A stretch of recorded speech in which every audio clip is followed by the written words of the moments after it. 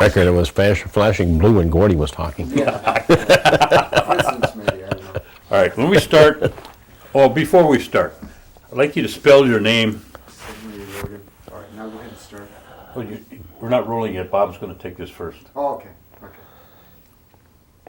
Anytime you're ready. Jerry, would you give us your full name and spell it for us, please? Yes, it's Gerald Leslie Danforth, Gerald.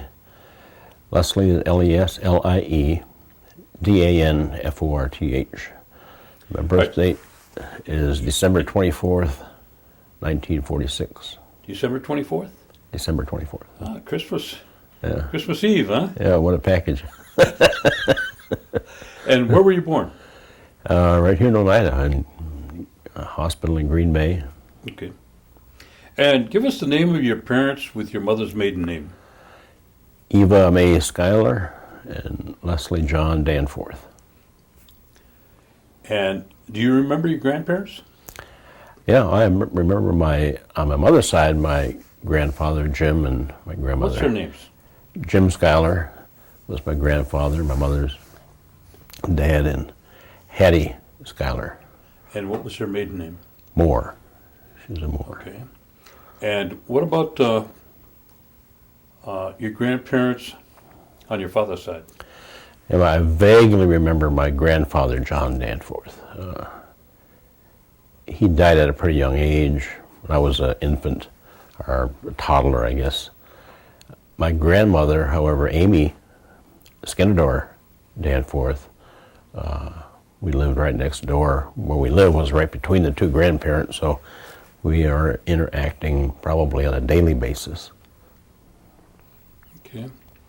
Do you remember the names of your great-grandparents at all?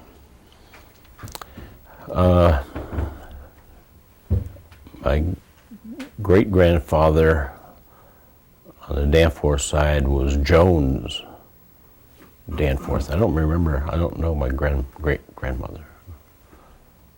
And on my mother's side, the names escape me. I can't remember. Okay. Now, you can remember your grandmother on your dad's side. Tell us a little something about her. Well, she was a very good cook.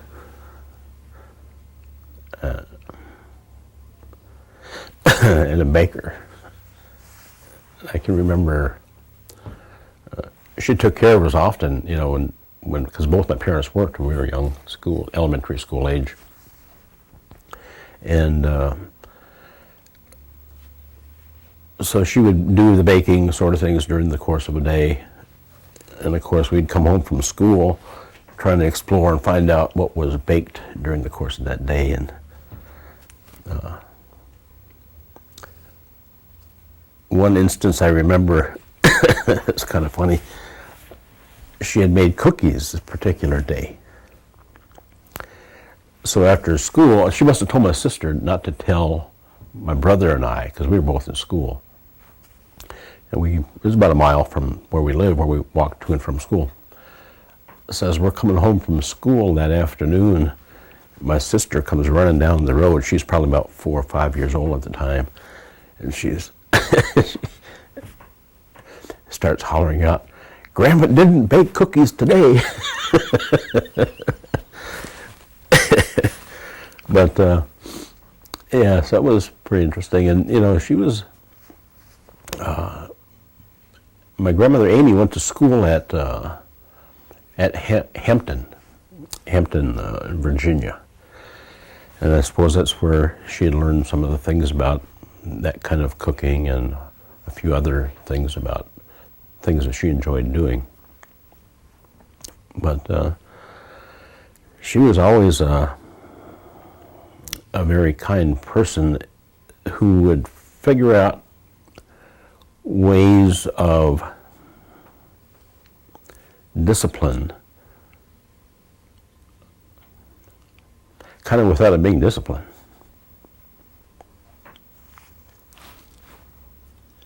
Did she speak Oneida? Oh yeah. She spoke Oneida, as did her husband John. and I think all the kids my dad's side, but they didn't with us. She didn't speak Oneida. What church did she go to? She was here at the Episcopal Church in Oneida. Very devout person, religious person.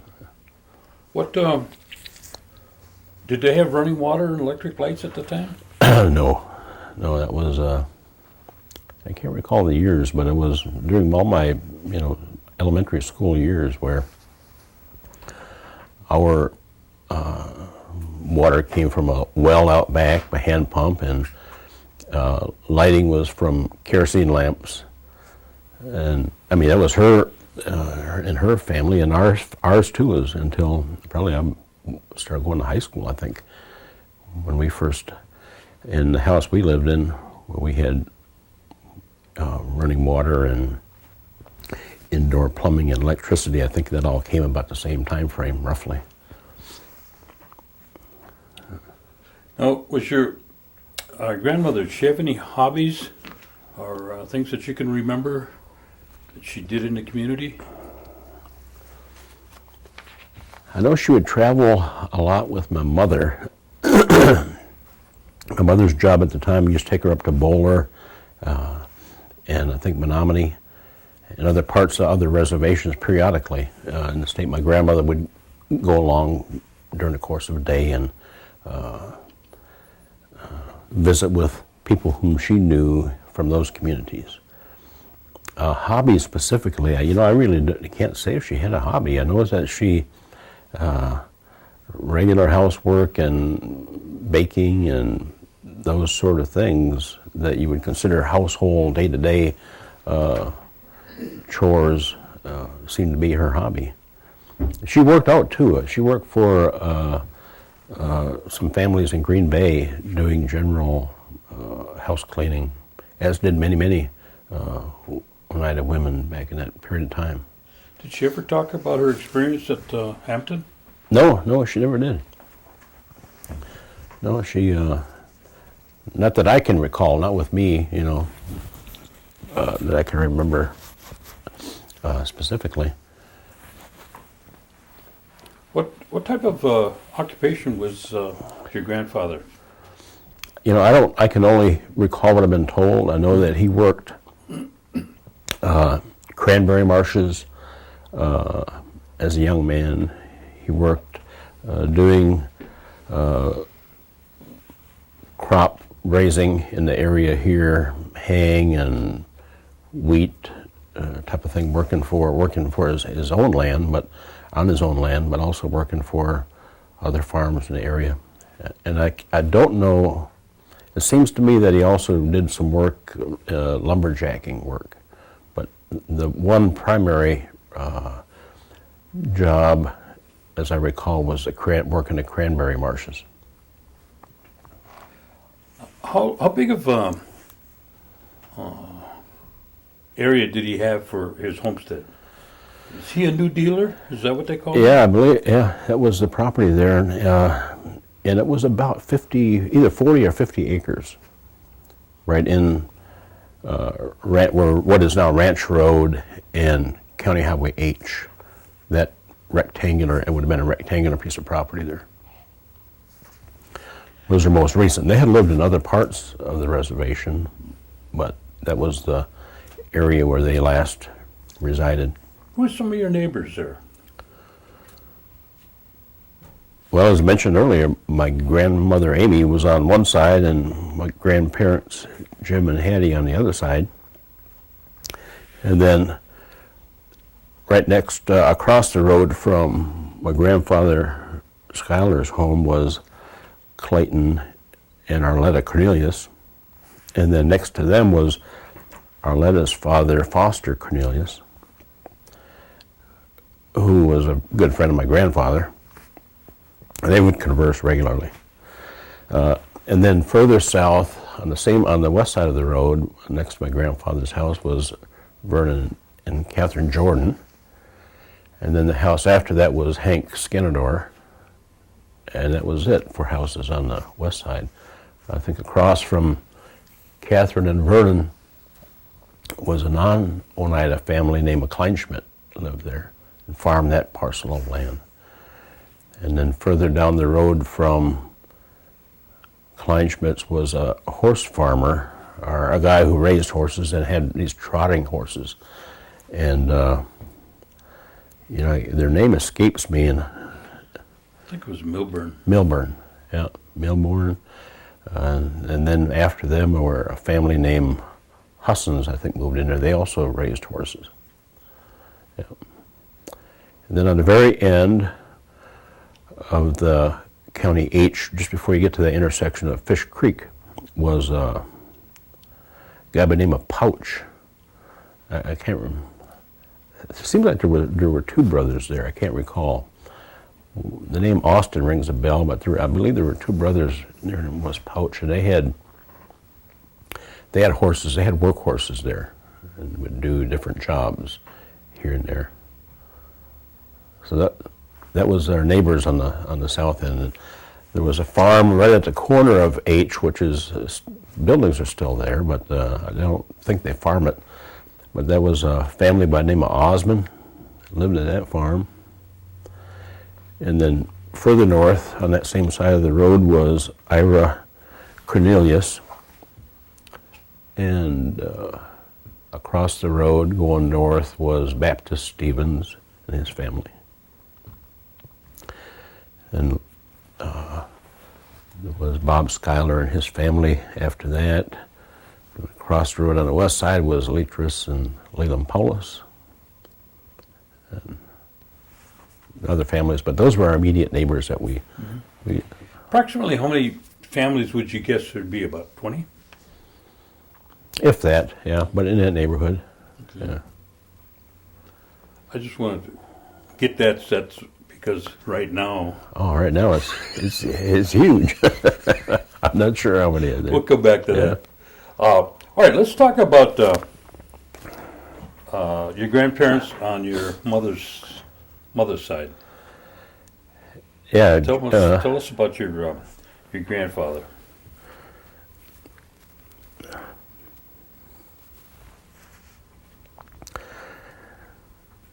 that was Jim. He was a pretty hard-working guy, and he farmed land, his own property there. I forget how many acres totally he had there, but the acreage he farmed was probably 10 to 15, I'd say maybe 10 acres or 15 acres. But he also farmed other properties. Because I worked with him quite a bit, helping him with equipment, because he had a plow and disc and cultivators and corn planters and what have you. But we'd farm that land there and other farms in the area as well. I know we did some work over on John Moore's farm, like over on the way in the southern end of the reservation. And also, I can't recall some of the other properties, but up near where the Methodist church is, I think it was Oliver Webster's property. I think he did some farming up there. When I say farming, planting and harvesting crops. But yeah, he always had a plan of getting some kind of work out of me almost on a daily basis, and it would. He was a pretty strict person, but he had a certain sense of humor about him also that was funny and obviously kept my interest up. I worked with him on a very regular basis. Did he ever tell you where he went to school? Yeah, he went to Tomah in Wisconsin, a boarding school. I don't know for how long he was there. Did you ever have any comments about it? Not that I recall, but I got the sense that he didn't stick around there too long. That he was, I don't know if he left there periodically or I don't know for how long he was there. But I got the sense that it wasn't a place where he stayed, for prolonged periods of time. Did he speak Oneida? Oh yeah. Yeah, he spoke Oneida. But he didn't speak that with me, so to speak. But when he and Foster Cornelius would get together,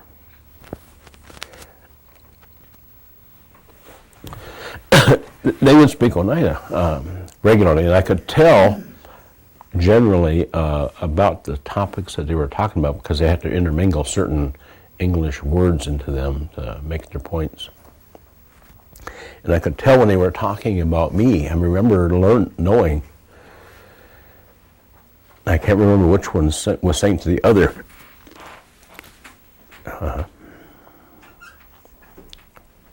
he's trying to understand what we're saying about him.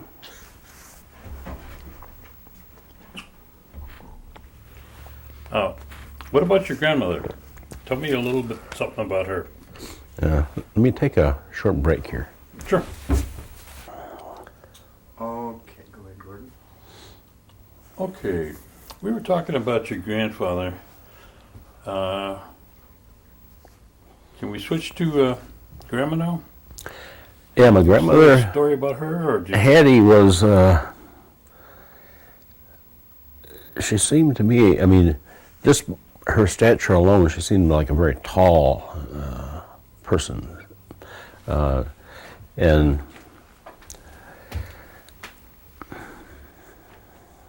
kind of like my other grandmother, you know, she's always busy doing something, baking and cooking and making clothes and making toys. And stayed with my grandmother. We used to call them the other grandmother, depending on which one you're staying with, but kind of back and forth during the course of a week while my parents were at work, while we weren't in school. So again, we spent quite a bit of time there, as did some of our other cousins.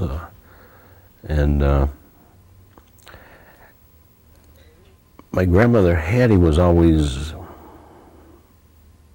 singing or whistling or going about her chores, and always a very pleasant, very happy way about her.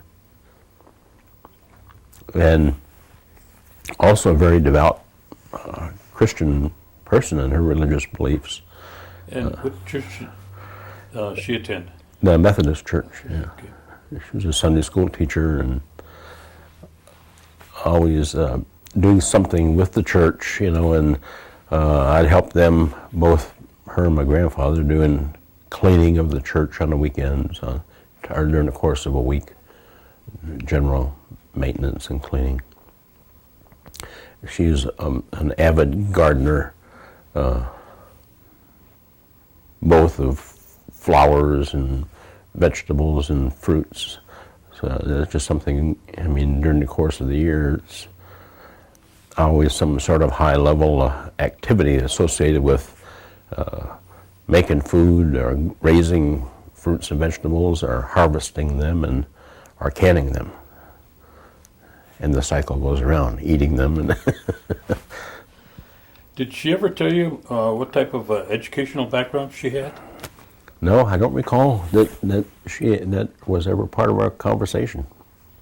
And ever since, that wasn't something I recall us talking about. Now, Grandpa Jim was Oneida, He was Oneida.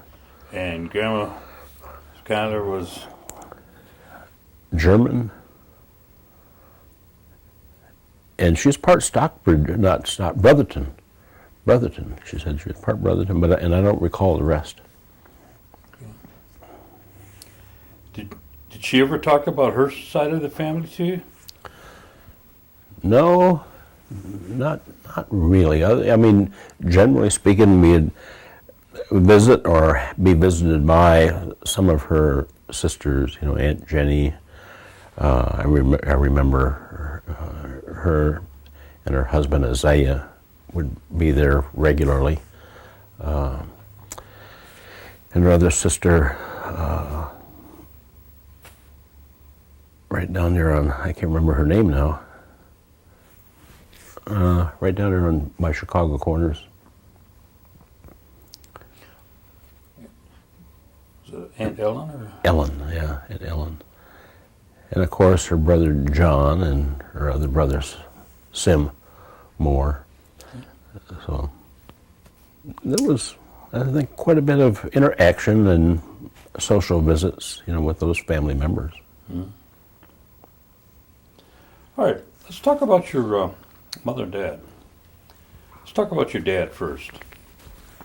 What was his educational background, do you know? Fifth grade.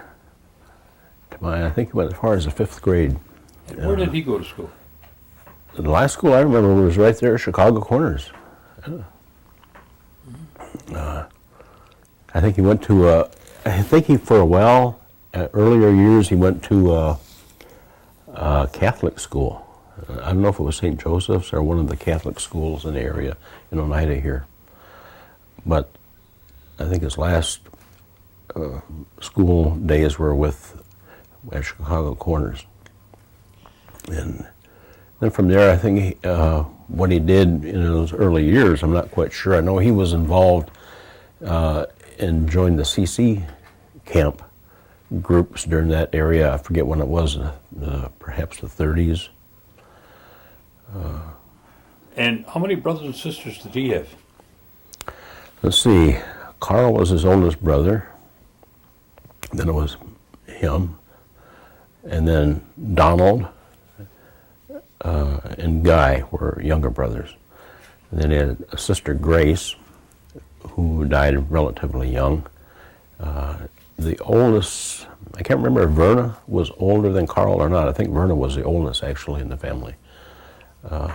And then another sister, a younger sister, Exilda. Now, he had I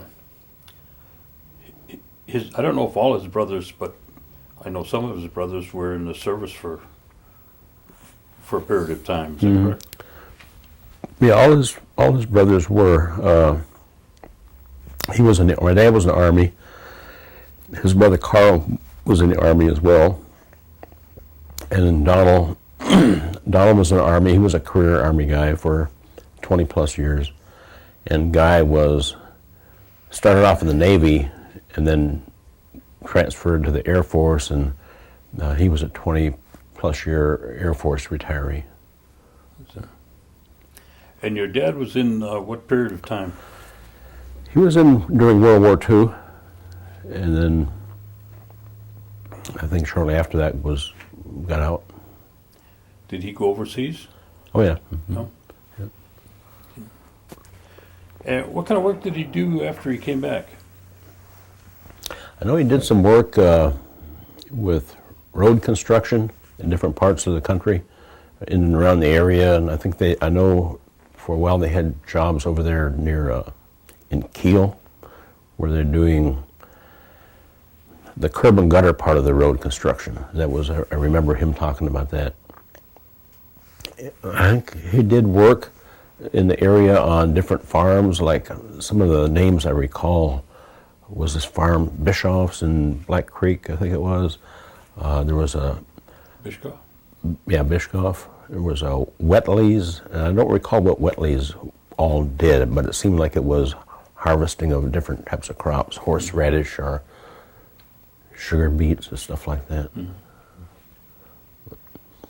And then I can't recall the years exactly, but I would say somewhere around the late 50s or early 60s, he got a job with U.S. Paper Mill in De Pere, and that's where he eventually retired from. But that job, wow, that was a 6.5 day a week job for him, every day. a lot of hours. Okay. Yep. Did your dad speak Oneida? Yeah, he knew, but he wouldn't normally talk Oneida with us. But periodically, the question would come up about something, and he would know what the answer. He would know the Oneida words for what it was we were asking. Was he involved in the tribal government at all? No. Well, actually, yes and no. He wasn't involved in tribal government per se, but he was I don't know if it was appointed or how it came about, but he was one of the first deputies around here, police officers, or constable. I'm not sure what the proper term would be. So to that extent, I guess he would have been involved to a certain degree. Hi. What about your mother? Did she ever tell you what kind of educational background she had? Oh yeah, she's a high school graduate, and she had interrupted high school years for various reasons, I think, in helping out at home, and I can't recall the specific details, but I know she went through part of high school and then had to drop out and then returned, I think, a year or two later and finished up her high school. But eventually, I think she graduated from Green Bay East High School. And then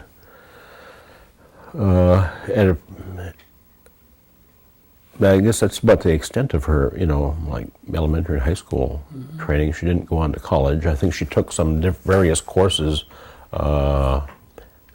associated with different employment she had at the time. And you remember the names of her brothers and sisters? Oh yeah, the eldest. There was 10 in that family. The eldest was Pearl, your mom. My mother, Eva. I don't know if I get these all in the right chronological order, but Barbara, Evelyn, Rita, Harriet, or Hodie as I've always called her, and Cleo. And, Aunt Mary. And Joe and Lester were the brothers. A pretty big family. Yeah. Now, about what time did your folks get married? They get married during the war or after the war? It would have been after the war. After the war. Yeah. Yeah. And where did Must they have been reside? Right here in Oneida. And there's a home now, one of the first homes. I don't know if there were others involved, but there was a home just north of Highway H and Ranch Road where Ira Cornelius once lived. And at some point prior to that, my mother and dad lived there. When I was, a matter of fact, just about a week or so, I was telling my mother, I said, yeah, I remember getting pushed down the road in this old baby buggy when the road was still gravel, and I really don't remember that, but I was teasing her. And she said I couldn't remember that far back because I was just an infant then or something to that effect. But I remember seeing the picture. This old kind of baby buggy, it was a big, huge thing. And it was a winter, or late fall, if not winter, day, kind of gray. I think that buggy was the only thing on the road. And how many children in your family? Just three. Three of them? Yeah. And give us their names. Jim and Joanne, my brother and sister. And who's the oldest?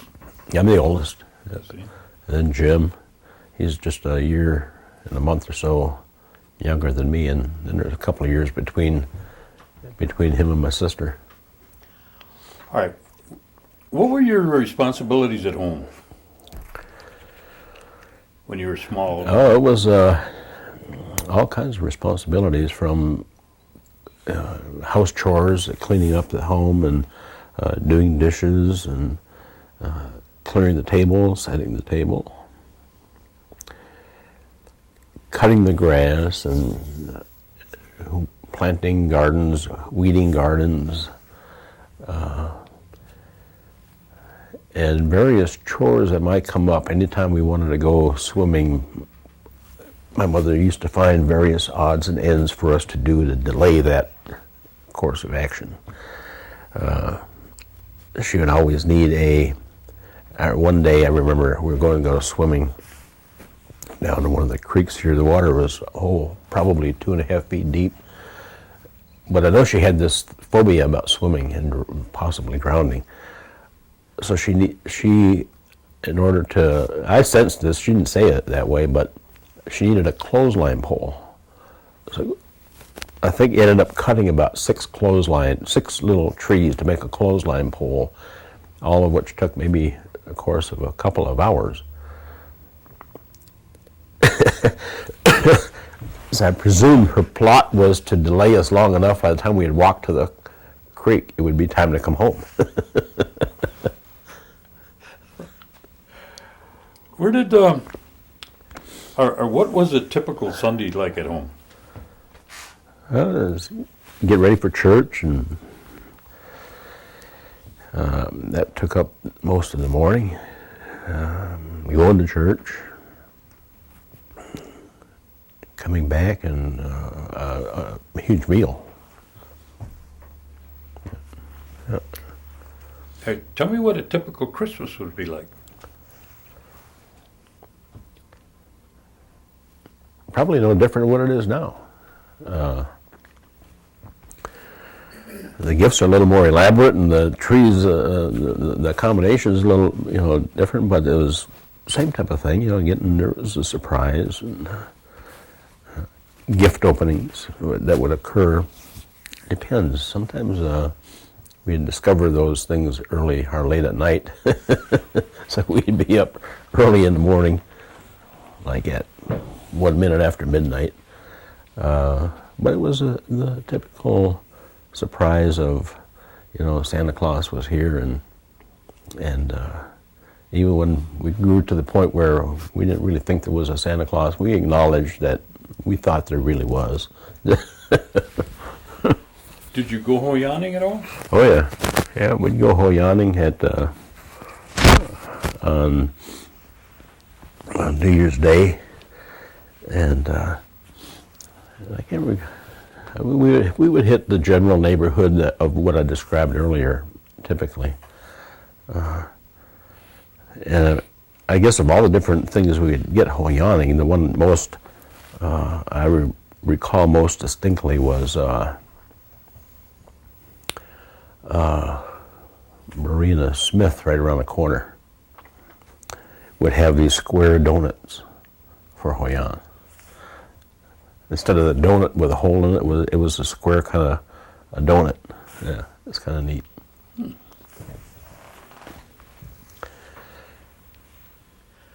Now, did your folks use any kind of, or your folks or your grandparents use any kind of herbs or medicines? If somebody got sick, that you can remember? Oh yeah, my grandmother, Hattie, I don't know what they all were, but she had an herb and medicine for everything. Not a day went by when I don't think there was some kind of brew steaming on the stove. But there were different things that they would get medicines at different times of the year.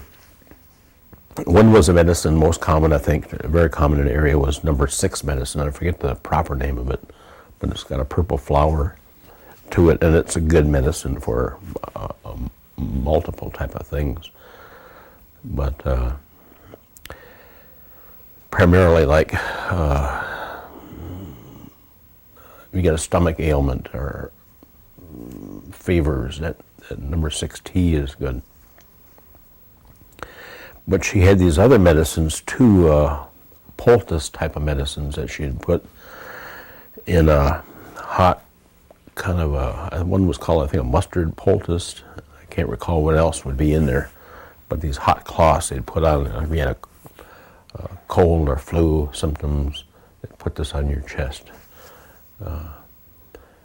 And then those are 2 of the most common things, and I can't recall the other things that she used, but she seemed to have home remedies for almost any ailment that would occur. What about the when the parents and the grandparents would gather, did they ever talk about the 52 cents of the New York claim? I heard it periodically, but it wasn't a common subject that was, many more other things. But I remember hearing about that. Okay. Where did you start school? I started kindergarten in Detroit, Michigan, and I think about halfway through my kindergarten year, we moved back to Oneida. Yeah. So that was my first experience at school. And where did you go when you moved back? Chicago Corners. Yeah. I went to Chicago Corners until I think it was the 6th grade. And then the 7th grade, we got sent to Seymour Elementary School. And then in the 8th grade, we went to school at Crystal Springs. And that school today is a house, is a home. But it was then a one-room schoolhouse. So that was, and from there I went to Seymour High School. And when you went to, you went from there then to what high school? Seymour? Seymour. Seymour Yeah. High School. Did there seem to be for yourself, did there seem to be a, not a culture change, but I guess, a change going from a little school to a bigger school to a bigger school? Oh yeah, it was a culture change, no doubt about it. And it wasn't perhaps some of it was the size of the school. I remember in the elementary school, of course, there were a lot more students there at that school, but it seemed like everything we did, we had to stand in line for. Whereas opposed to Chicago Corner School, things just seem to move a lot more easier. We had for example, in one room you had the classrooms were set up in rows. 5th grade, 6th grade, 7th grade, 8th grade. So you did things by rows, and there weren't a lot of students, so there's not a lot of congestion, and things were, I believe, pretty orderly. Compared that to an elementary school where there were hundreds of students, things seemed a lot more chaotic to me, and disorderly. And as I mentioned, everything you did involved standing in a line for prolonged periods of time. To get into your class, to get out of the class, to eat, to go to recess, to come back, all meant stand in lines, which probably prepared me for the military. Standing in lines. During your high school years, were you involved in extracurricular activities at school? Oh yeah. Yeah, from the typical football, track, basketball, wrestling, but also worked a lot because at an early age I did a lot of jobs working for farmers in the area, and that carried on into my high school years. So during many of those sporting events, football for example, and cross country, was the same time that corn was being picked. So you had to play both sides of the fence, and so while I enjoyed the sport, but I also enjoyed making money and doing. What was your most enjoyable times in high school? Probably some of the classes for automotive mechanics was one of those things I enjoyed a lot. Woodworking shop, the shop type of classes I think were more enjoyable as opposed to some of the scholastics that, history for example, I really did not like history, and I thought it was one of those classes that you had to do simply to graduate, but it really wasn't very important. Which years later, I regret not having applied myself more, but I still took advantage in later years of the opportunity to study history a lot more in depth than what I did in school. What was the relationship between the Indian and the white, if there was any, in high school? It was pretty, well, it was, I was, as I was mentioning briefly, part of the culture shock was going from a small school population to one with a large population. The other was, and we had non-Indian people in our grade school, but, I mean, everybody seemed to be on the same page most of the time, and race wasn't an issue. At least it didn't seem to be, from our students' points of view. When we went to Seymour Elementary School, it was apparent that race was an issue. And so that was something new to deal with, and what did it really mean wasn't clear to me. But it was obvious that we were looked on by at least some of the other students as those Indians. And with rare exception, that was kind of the general tone in my mind, as those Indians implied something that wasn't positive. It wasn't absolutely negative, but it wasn't positive. So it's kind of, because it wasn't positive, it leads you and leans you to the negative connotation. There would be the rare, and I would say more rare instance where somebody would really do something or say something racially harmful. In hindsight, looking at that from school-age children of that year, 14 or so years old, what does that really mean? You can get off on a whole tangent about that subject. But that was more the exception than the rule. And the ways of dealing with that then was pretty basically by brawn, and the strongest person was successful. And oftentimes it was a matter of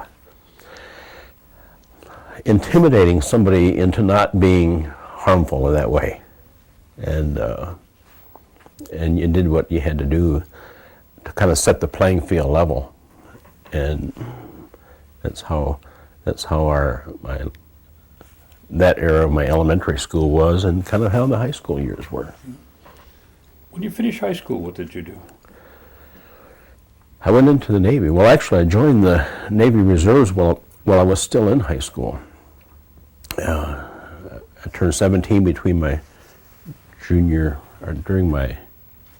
year in high school.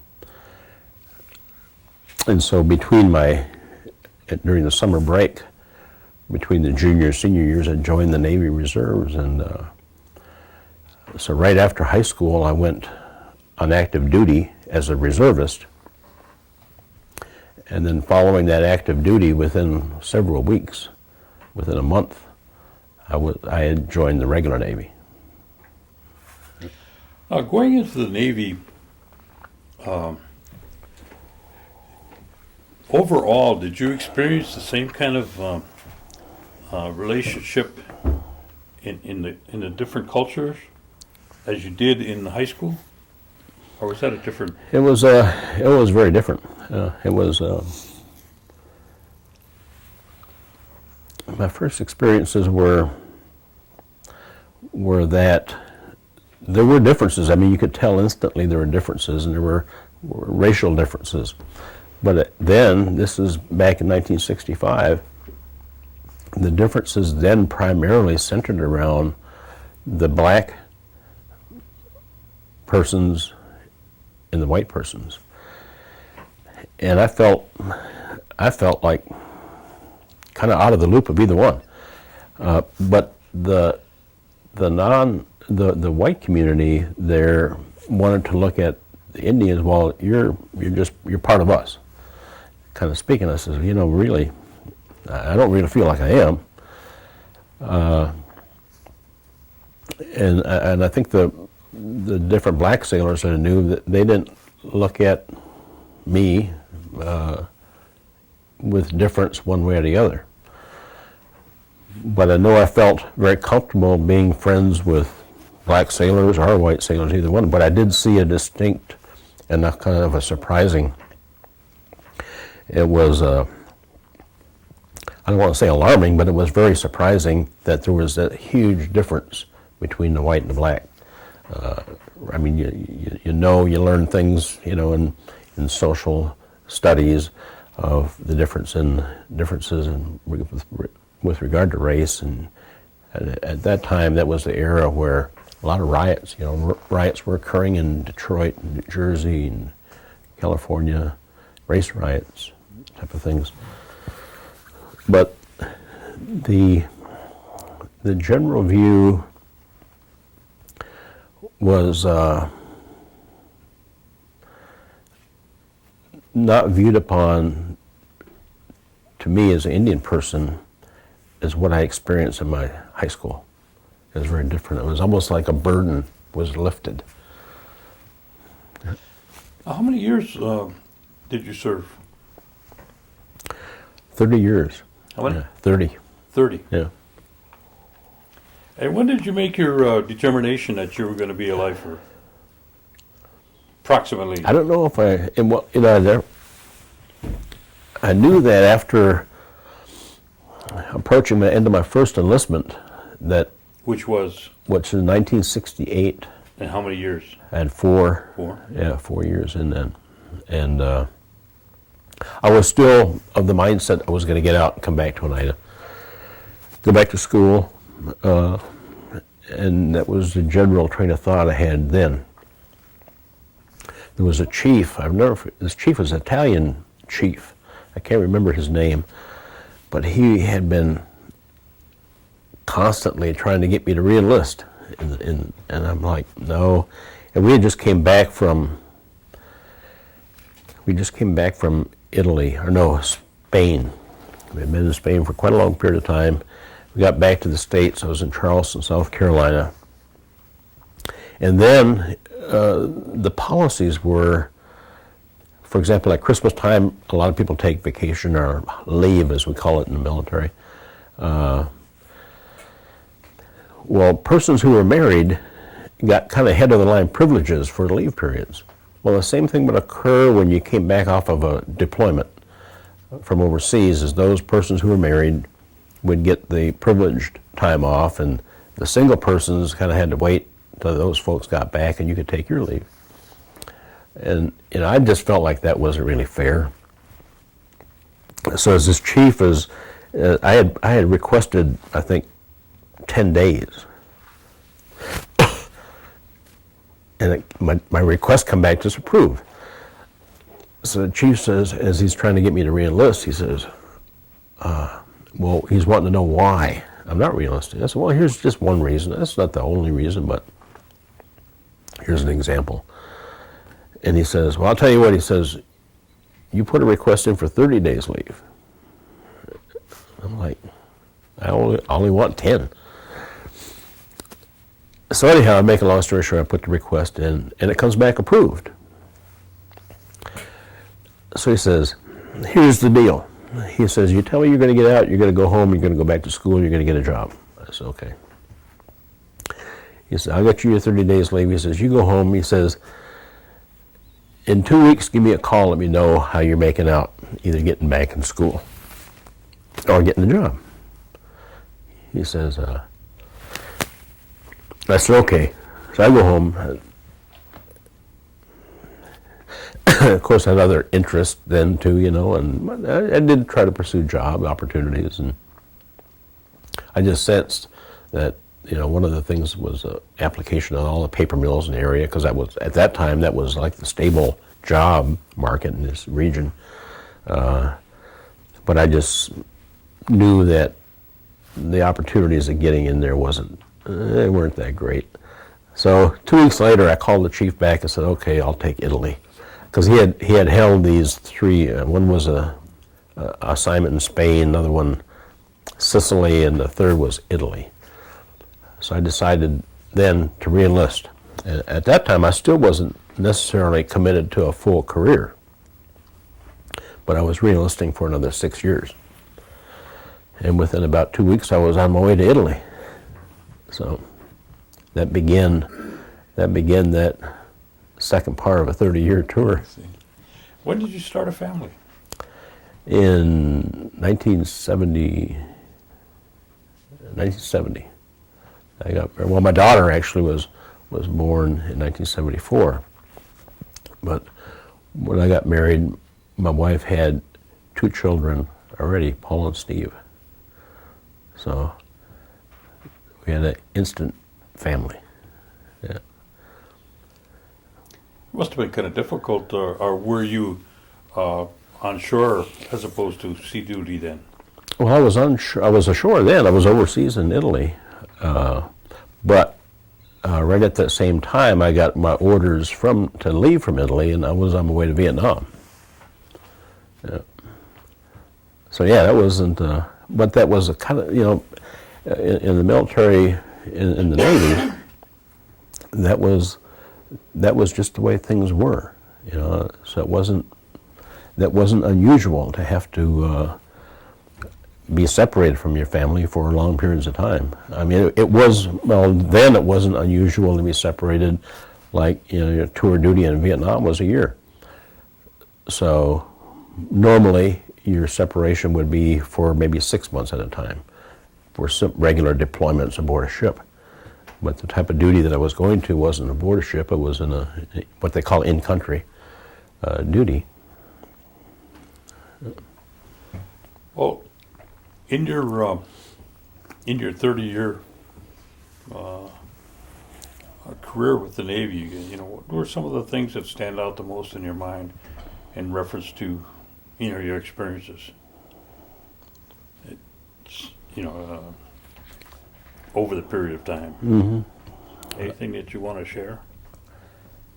Well, there's a whole number of things that my primary duties, the first dozen years or so, focused on engineering predominantly.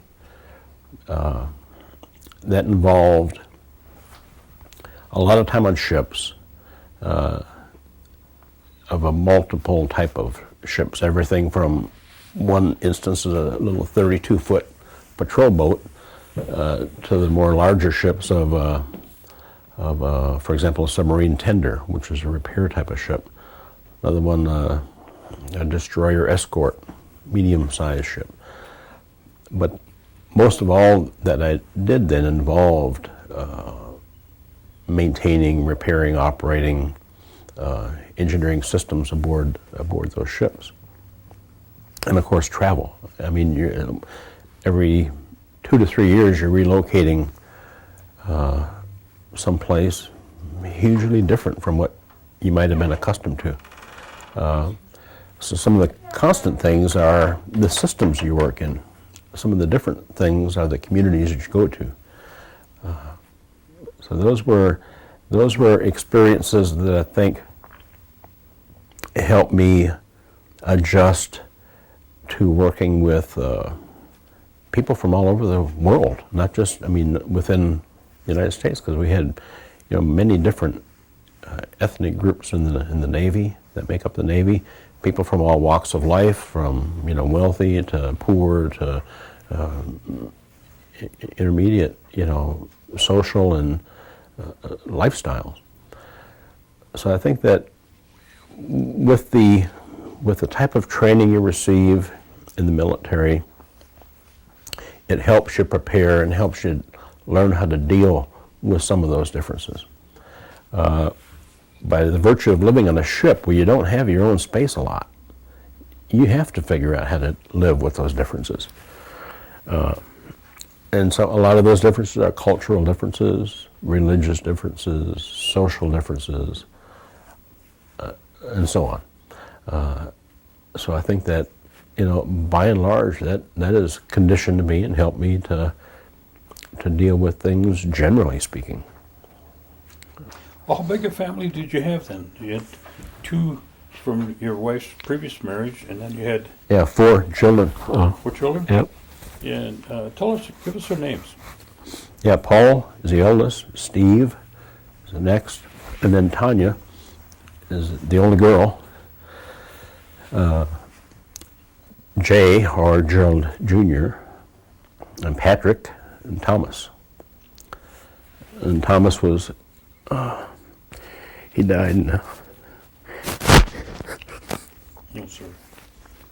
Yep. Let's take a break here.